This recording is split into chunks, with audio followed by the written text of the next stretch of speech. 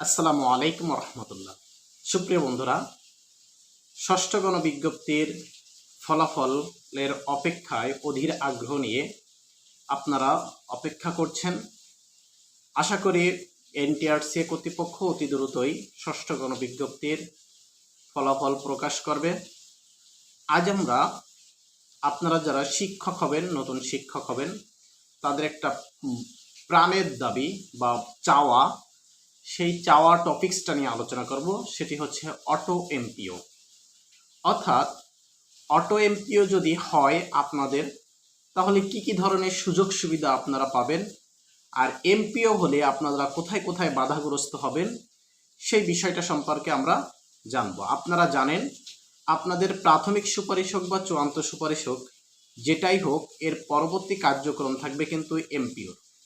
সেজন্য আপনাদের auto MPO চাওয়াটা এই ৫৭,০০০ যারা আবেদন করেছেন তাদের সবার প্রাণের দাবি, এবং এটা যদি আপনারা এনটিআরসি এর কাছে চাইতে পারেন, দাবিটা আদায় করে নিতে পারেন, অবশ্যই আপনাদের এই জটিলতাগুলো সমস্যা দূর হবে।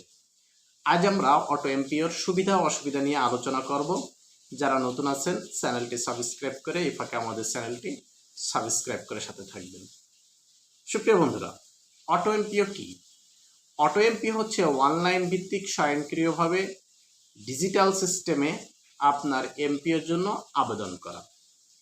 এখন এই স্বয়ংক্রিয়ভাবে এমপিও ভুক্তি অনলাইনে যদি আপনি আবেদন করেন এবং আপনার যাচাই বাছাইয়ের প্রক্রিয়ায় এটা খুব সহজেই হবে এবং অনুমোদনটাও খুব দ্রুত হবে, এবং এটাতে আপনার কম সময় লাগবে, খুব কম।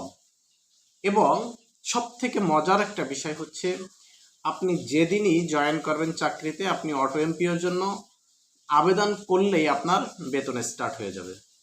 ঠিক আছে?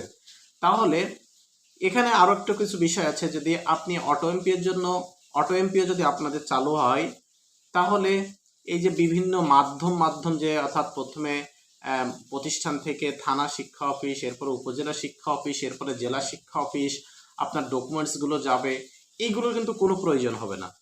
সরাসরি অনলাইনে আপনি আবেদন করবেন। এছাড়াও আপনারা জানেন এটা সময় সাপেক্ষ কেন। যদি আপনার এখানে প্রায় 34টার মতো ডকুমেন্টস দেওয়া লাগে এমপিওর আবেদন করতে গেলে। যদি আপনার এখানে কোনো একটা ডকুমেন্টস মিসিং থাকে, তাহলে আবার আপনাকে পুনরায় আবেদন করতে হবে। সেক্ষেত্রে দেখা যাচ্ছে অনেকের এমপিও বেতনভুক্তি হতে প্রায় 4 মাস, 6 মাস, 8 মাস, 10 মাসও লেগে যায়। এখন অটো এমপিও হলে কিন্তু আপনাকে 10 মাস সময় লাগবে না, অনলাইনে আবেদন করলে জাস্ট কমপ্লিট হয়ে যাবে সবকিছু। এখন আপনি যদি শুধু এমপিওতে আবেদন করেন, তাহলে এটা প্রতিষ্ঠানের মাধ্যমে যাবে।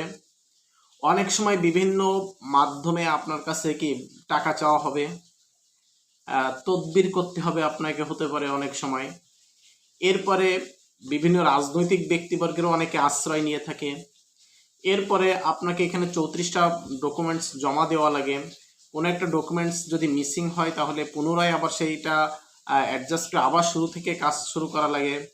আপনি মনে করেন চলতি মাসের 15 তারিখে, ধরেন আগামী মাসের অর্থাৎ আগস্টের 15 তারিখে আপনার জয়েনিং হলো, তাহলে আপনি এমপিওর জন্য আবেদন করতে হবে কিন্তু পরের মাসে যাই, অর্থাৎ আগস্টে কিন্তু আপনি আর আবেদন করতে পারবেন না।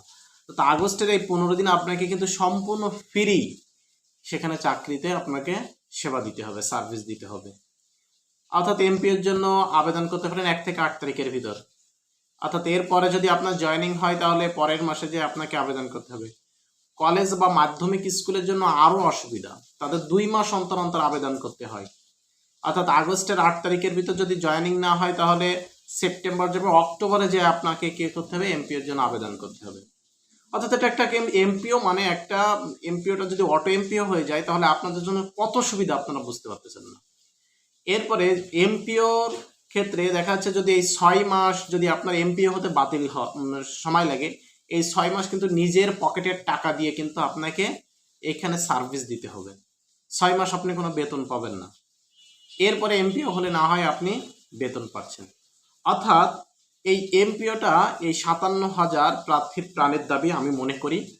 এবং কারা কারা এমপিও চান, অটো এমপিও চান, অর্থাৎ এই অটো এমপিও হোক, আপনাদের থেকেই শুরু হোক, এটা কারা কারা চান একটু কমেন্ট বক্সে জানাবেন। এবং আপনাদের সিনিয়র শিক্ষক যারা আছে তাদের কাছ থেকে পরামর্শ নেবেন যে না, আপনাদের এমপিও হতে গেলে কি কি জটিলতা হয়েছিল, তাহলে বুঝতে পারবেন যে না আপনাদের অটো এমপিওটা কতটা গুরুত্বপূর্ণ। আপনি যখন 6 মাস নিজের পকেটের টাকা দিয়ে সার্ভিস দিতে থাকবেন, একটা সময় আপনার এই পেশার প্রতি তিক্ততা ভাব চলে আসবে। তখন আপনাকে এই চাকরিটা আর কিন্তু করতে ভালো লাগবে না, আপনি এনজয় ফিল করতে পারবেন না চাকরিতে।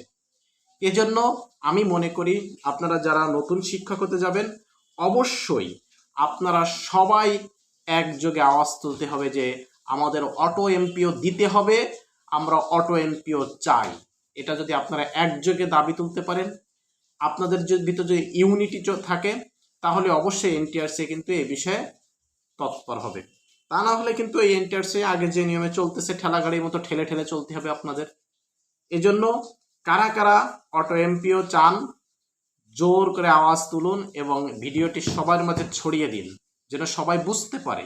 শেয়ার করে দিন, সবাই যেন জানতে পারে। আপনাদের প্রার্থীদের ভিতরে অনেকেই জানে না বিষয়টা, এজন্য এটি ছড়িয়ে দিন, শেয়ার করে দিন, সবাইকে জানানোর সুযোগ করে দিন এবং কমেন্ট বক্সে জানিয়ে যান কারা কারা অটো এমপিও চান।